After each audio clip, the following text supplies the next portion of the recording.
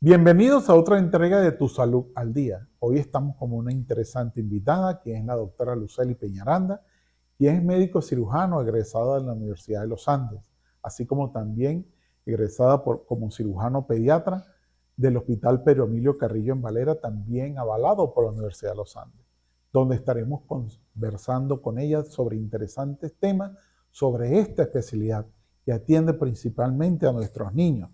Recuerden también ustedes en su cintillo que tenemos nuestras redes sociales para que una vez iniciado el programa envíen todas esas interrogantes. Bienvenida, Lucely, a tu programa Tu Salud al Día. Muchísimas gracias, doctor Manuel, por la invitación. Mira, es muy interesante esta especialidad porque, bueno, sabemos que la cirugía pues siempre ha sido una especialidad muy importante desde toda la historia. En primero, creo que el principio de la medicina empezó con las intervenciones quirúrgicas, no solo el tratamiento. Entonces la medicina al servicio de los niños en la cirugía práctica, que antes los cirujanos generales hacían todo y después fuimos ramificando esto hacia una mejor atención, aparece la cirugía pediátrica desde hace mucho tiempo. Entonces, ¿qué tan difícil es operar un niño? ¿A qué se dedica esta especialidad? ¿Qué conlleva pues ser cirujano pediatra? Bueno, ser cirujano pediatra es atender los niños desde recién nacidos, inclusive hasta los adolescentes, puesto que el posgrado donde yo egresé, nosotros salimos como cirujanos pediatras del niño y del adolescente también, o sea que atendemos patologías hasta aproximadamente los 17, 18 años. Son todas las patologías quirúrgicas que vienen con los niños, puesto que hay demasiadas patologías congénitas, o sea que el niño nace ya con esas patologías, tomando en cuenta que existen patologías que se pueden diagnosticar durante el embarazo. Entonces, ecográficamente ya la madre, en el momento en que sale embarazada, aproximadamente a las 12 semanas comienzan a aparecer patologías congénitas que son diagnosticadas, que si son diagnosticadas a tiempo, nosotros las podemos resolver inmediatamente al nacer.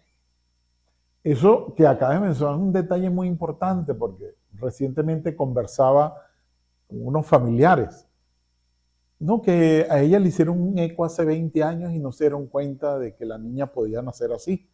Era algo como un labio leporino. Bueno, pero hace 20 años los ecos prácticamente veían manchas. Y hoy en día los ecos son 5D y se ve prácticamente la imagen en tercera dimensión de qué es lo que hay allí, e inclusive dentro del vientre o dentro de nuestro organismo. Entonces, también pues la medicina ha evolucionado mucho y te puedes predecir qué puede suceder. Y esas alteraciones genéticas que, bueno, yo digo que en Trujillo hay de todo. En Trujillo salen las patologías más raras de todo el mundo. ¿Qué patologías congénitas ves tú en el día a día en ese tan gran hospital como es el Pedro Emilio Carrillo, que maneja el volumen de pacientes más grande posible aquí pues en el estado de Trujillo? Bueno, es importante recordar también que los diagnósticos prenatales dependen mucho, si se hacen ecográficamente, son operadores dependientes. O sea, va a depender del ginecostetra, de la pericia que el ginecostetra pueda tener para hacer el diagnóstico de ciertas patologías. Usted mencionaba el labio hendido, o sea, la hendidura labial, que puede ser unilateral y bilateral. Normalmente, a las 12 semanas del embarazo, el ginecólogo ya, si existe la patología, automáticamente él ecográficamente puede comentarle a la madre y decirle, mira, tu bebé trae labio hendido. El labio hendido puede venir asociado a diferentes patologías, como por ejemplo el paladar. El paladar puede ser paladar blando o paladar duro, puede ser unilateral o puede ser bilateral. Eso es una patología que a las 12 semanas ya la madre, estando embarazada, sabe que su bebé puede venir con dicha patología. Existen otras patologías como son las atresia intestinales. Las atresia intestinales son muy comunes, tienen una frecuencia elevada y también se pueden diagnosticar o podemos tener un diagnóstico prenatal ecográfico. Eso nos orienta a nosotros como cirujanos al momento del niño nacer, qué es lo que nosotros como cirujanos debemos hacer para resolver dicho problema y a su vez instruir a la mamá de cómo van a nacer su bebé, qué es lo que hay que hacer. Generalmente puede ser una o dos cirugías, dependiendo del tipo de atresia intestinal también. Eso es que, porque la gente dice, bueno, atresia intestinal. ¿Cómo le podríamos decir a la gente que nos está viendo que hoy un niño nace con atresia intestinal desde el momento de su embarazo, se sabe que lo tiene y que al nomás nacer hay que corregirlo y hay que operarlo inmediatamente al cumplir su parto a término. ¿Qué Bueno, es eso? bueno, una trasa intestinal no es más que un segmento del intestino, ¿verdad? Que no se formó, entonces no hay una comunicación continua de lo que son las asas intestinales. Debemos recordar que el tubo digestivo comienza desde la boca y termina a nivel del ano. Después de pasar por la boca, viene el esófago, estómago, duodeno, intestino delgado, intestino grueso. Entonces es como que nos imagináramos una manguera de agua, generalmente yo le explico así a las mamás, es una manguera o un tubo que no se formó totalmente, sino que tiene unos cabos cerrados, o sea, no hay una comunicación continua. Evidentemente el niño no va a poder comer porque ese alimento no va a pasar y no va a llegar hasta el ano, sino simplemente se va a interrumpir. Entonces lo que se necesita es hacer una conexión de esos cabos que están ciegos, ¿verdad? Para que el bebé pueda comer y la comida y pueda hacer todo lo que es la digestión normal hasta llegar al ano. Y eso ahora pues se puede resolver. Antes era difícil resolverlo o había que referirlo a otros estados o fuera del país, porque realmente eso me imagino que siempre ha sucedido.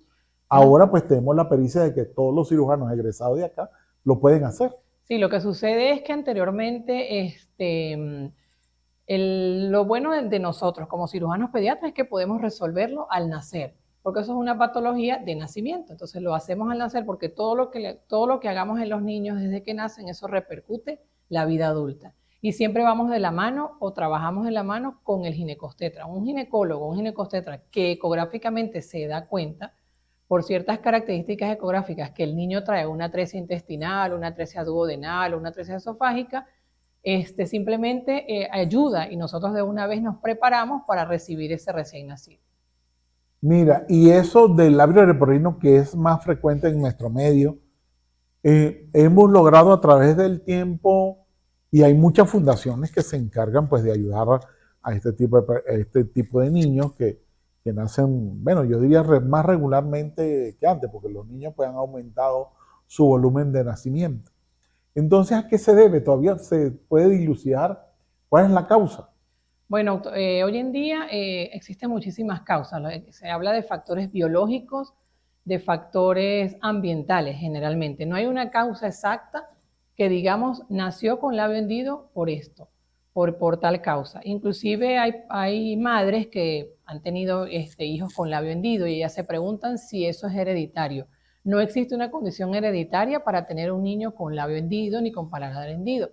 Se le atribuye generalmente o con mayor frecuencia la ingesta de medicamentos o de antibióticos, sobre todo, por supuesto, no sabiendo la mamá que está embarazada. Eso aumenta el riesgo de padecer labio hendido y paladar hendido.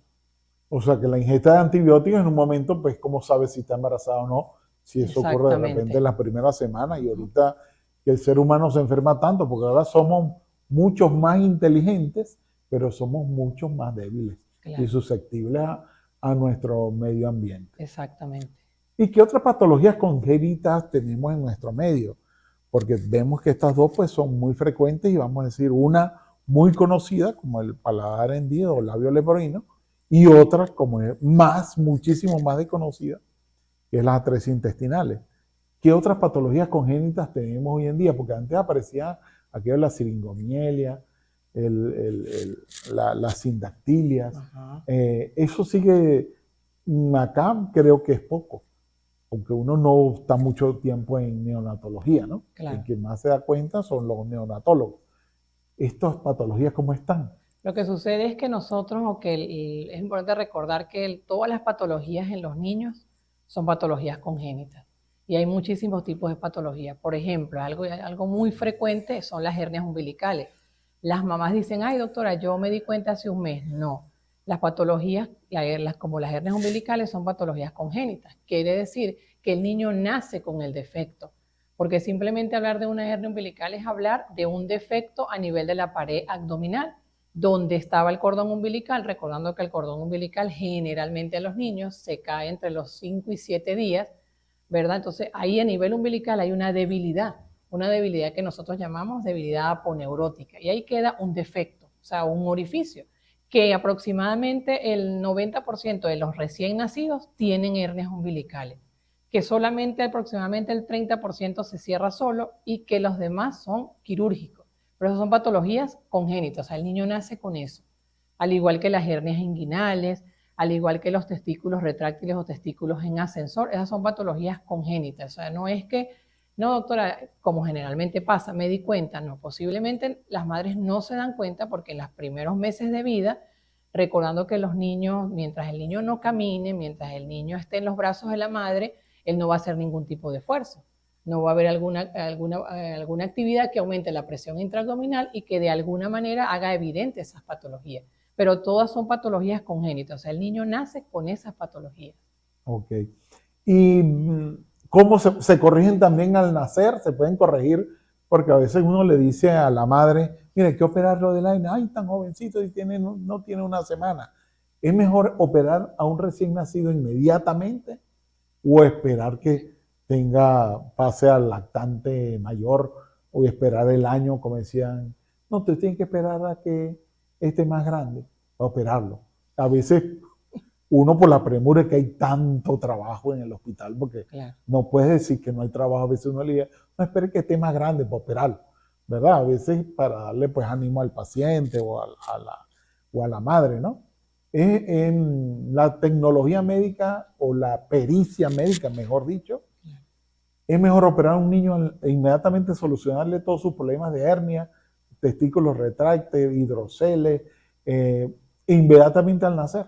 Bueno, en cirugía pediátrica existe algo que se llama edad operatoria. Todas las patologías tienen una edad operatoria. Hay patologías que se deben operar al momento de hacer el diagnóstico.